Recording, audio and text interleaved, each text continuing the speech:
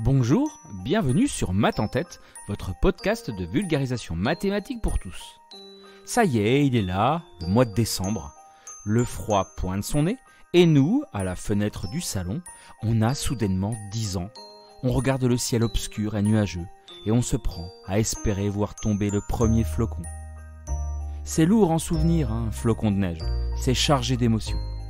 Mais c'est aussi léger et délicat, un vrai travail d'orfèvre.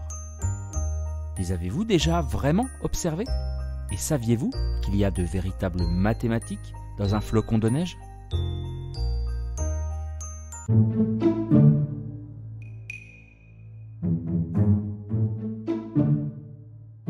Dans son superbe livre « La petite histoire des flocons de neige », sorti aux éditions Odile Jacob en 2021, Étienne Gis dépeint le monde merveilleux des flocons de neige. C'est pointu et écrit avec talent, c'est poétique et scientifique, un pont que j'affectionne tout particulièrement. On voyage à travers les siècles, on rencontre du monde, on s'émerveille et on apprend. Hein quoi? Vous ne connaissez pas Étienne Gis? C'est un mathématicien extraordinaire qui sait parler de sa discipline avec passion et énergie. Un vulgarisateur hors pair doté d'un savoir-faire qui n'est plus à démontrer. Il est directeur de recherche au CNRS, en charge de l'unité de maths pure et appliquée, et est connu et reconnu pour ses travaux de vulgarisation et pour ses recherches en géométrie et sur les systèmes dynamiques. Car oui, il aime transmettre à tout le monde, et il le fait bien. Et bon, accessoirement, il est secrétaire perpétuel de l'Académie des sciences. Voilà, c'est pour le CV. Ce podcast est directement inspiré de ses écrits. Et s'il vous reste un cadeau de Noël à faire, c'est peut-être bien le livre de Monsieur Gis. Bon alors, 6 flocons.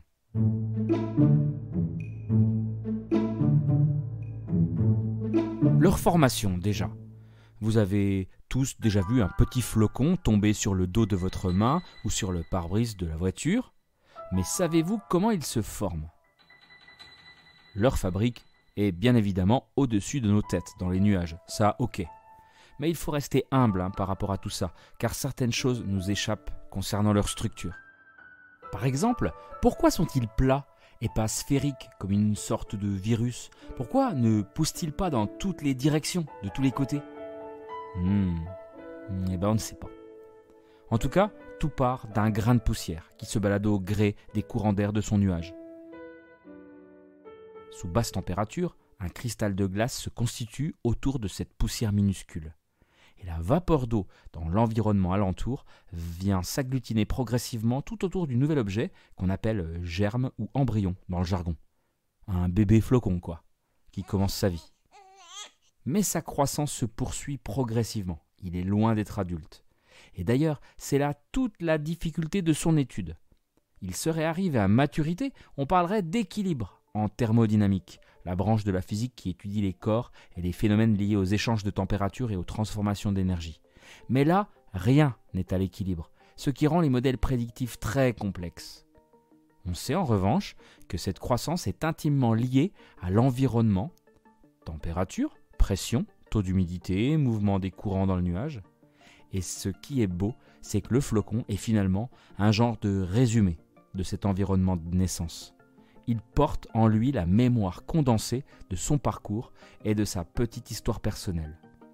Mais ce qu'il y a d'encore plus beau, c'est que malgré des similitudes flagrantes et des éléments géométriques communs indiscutables, nos flocons sont tous totalement différents.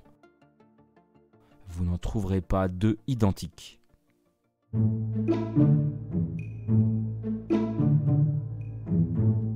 Toute la science dépend de la compréhension de la symétrie. Les symétries gouvernent le monde. Bon, c'est pas moi qui le dis, c'est Étienne Gis. Pourquoi les flocons ont tous 6 branches? C'est la magie de Noël? Sûrement pas.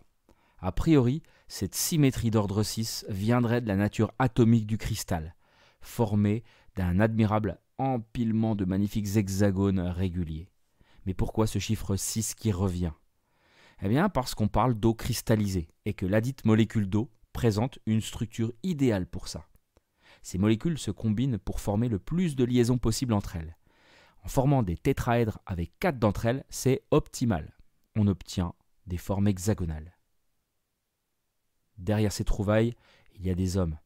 Et dans son livre, Étienne Gis nous retrace l'histoire de ces hommes, de science ou pas d'ailleurs, comme cet archevêque suédois du XVIe siècle qui était le premier à créer un véritable bestiaire folklorique de flocons, un peu bancal et imaginaire certes, ou encore le grand Kepler au début du XVIIe siècle, scientifique chevronné, on ne présente plus son rôle majeur dans l'astronomie de l'époque, mais également homme de foi qui s'est émerveillé devant la beauté folle des flocons, se demandant quel pouvait être le message de Dieu dans ce cristal des cieux.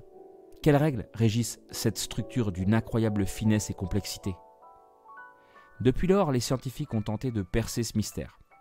Aujourd'hui, la science progresse, et des physiciens comme le japonais Nakaya ont passé leur vie à étudier, observer ces flocons, à mettre en lien leurs conditions de formation et leurs formes, à les répertorier dans de grands catalogues. On trouve d'ailleurs une multitude de formes dans le diagramme de Nakaya, une référence sur la matière. Ce dernier a d'ailleurs été le premier à avoir fabriqué des flocons artificiels. Les flocons sont comme des lettres qui nous sont envoyées des nuages, a-t-il écrit. Là encore, mathématiques et poésie font bon ménage. On aimerait trouver des formules pour prédire ou décrire ces flocons, c'est l'objectif, mais c'est difficile. Alors les physiciens font appel aux mathématiciens pour établir de petits modèles, des systèmes simplifiés, aux règles basiques, pour comprendre, voir comment ça fonctionne. Un des modèles les plus simples est celui du flocon de Van Cor. Et je vous renvoie à l'épisode 21 de Maths en tête, qui s'appelle « Dessine-moi une fractale », si vous voulez en savoir plus. Les mathématiciens, de par leurs expériences de pensée, créent ainsi de faux flocons de neige, qu'ils ont parfois baptisés Snowflake, au lieu de Snowflake. Et ouais, on peut aimer les mathématiques et faire de l'esprit, être un peu poète. D'ailleurs, Étienne Gis en est la preuve vivante.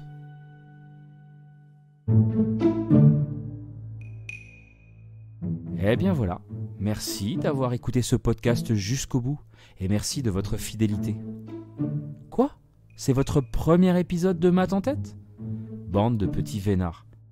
35 autres épisodes vous attendent. N'hésitez pas à aller évaluer Maths en tête et à le gratifier de 5 étoiles, des neiges et d'un commentaire festif. Vous n'imaginez pas comme vos encouragements me touchent et me boostent. Le podcast commence à percer dans les classements et je compte sur vous pour confirmer son ascension. En tout cas, c'est sur cette note floconneuse que je vous souhaite de merveilleuses fêtes de fin d'année. On se revoit en 2023, enfin, vous me retrouverez dans vos oreilles quoi. D'ici là, reposez-vous bien, tout de bon et merci encore.